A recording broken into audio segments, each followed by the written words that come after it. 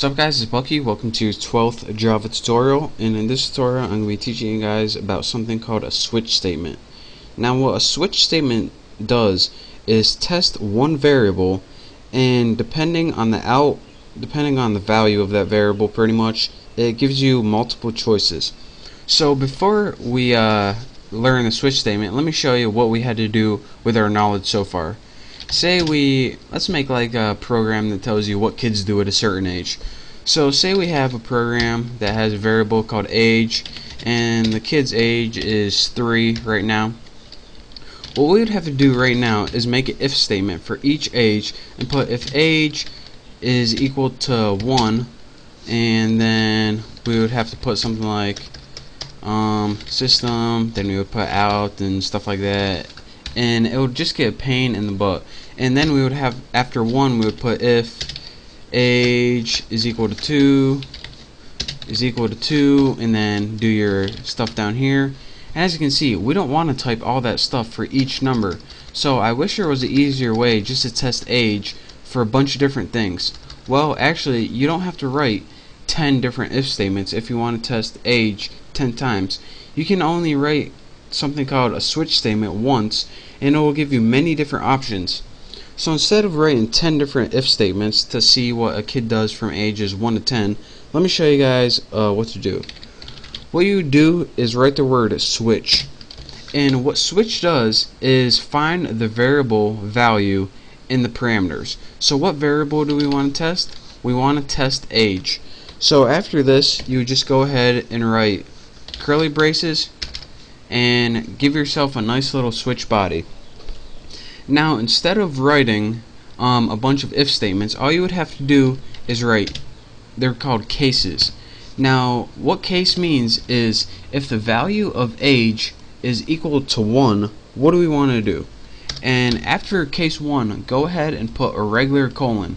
And I don't know if you guys can see this, but this is a regular colon after the 1 and not a semicolon.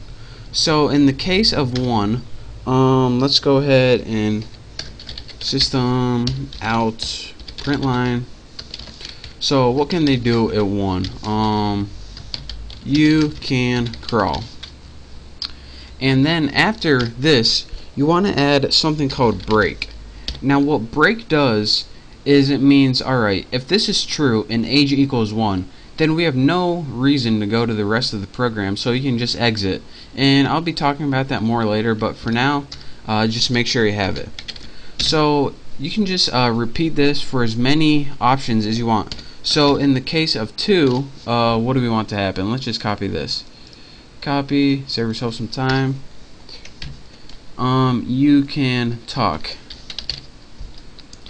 So in the case of 2, if age equals 2, what do we want to do? We want to print you can talk and then break. And let's go ahead and make one more. In the case of 3, again, using lazy, don't feel like typing at all. In the case of 3, you can get in trouble. And I know I spelled trouble wrong, but just deal with it. So here's what you do. You put switch and then put the variable you want to test the value of. Then you put the values that are possible after the word case. Now after, in the case body, what you do is write, alright, if age is equal to 1, here's what I want you to do. If age is equal to 2, here's what I want you to do. If age is equal to 3, here's what I want you to do. And the last thing you have in every switch statement is something called a default. And to do that, you just write default. And what this does is if none of those values are true, it does a default statement. So let me scroll up a little bit so you can see. And again, you don't need a value for this like default 4, because it already knows, alright, if everything else is false, this is what you're going to do. So that's why you don't need a value. So let's go ahead and write, actually let me go ahead and copy this since I'm lazy. Copy. If default, let's go ahead and write, I don't know how old you are. I don't know how old you are. And of course we have a break at the end of this as well. If I can get it right. Break. So let's go ahead and run this with age equal to 3, and let me show you guys what it does. It outputs you can get in tolerable. and it's supposed to be treble, but I typed it wrong. So, and let me recap. Well, let me show you guys what default does. So if age isn't equal to 1, 2, or 3, say age is equal to 7, and I run this, it says, I don't know how old you are. So let me recap one last time what this switch statement does. A switch statement takes the variable, whatever is in its condition, and tests it. So then it looks through the cases to see what value that variable is equal to. If it's equal to the value 1, it prints this. If not, it doesn't do it at all. Then it looks if it's equal to the value 2.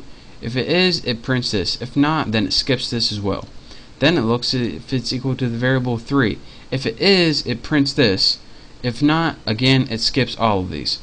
And then if it doesn't hit any one of these, then it goes to default. And what default means is I ran through all these options and none of them worked. So by default, I got to do something. This can't be just a waste of a program. So by default, I want to output I don't know how old you are. So that is how you can use the switch statement to test a single variable for many different values. And this will save you a bunch of time and keep you from writing a bunch of different if statements. And trust me, it's a whole lot easier than writing a bunch of if statements. So that's your basic on the switch statement. It will save you a bunch of time. So thank you guys for watching. Hopefully you learned a little something. Copy this, play around with it, and pretty soon you'll be an expert at the switch statement.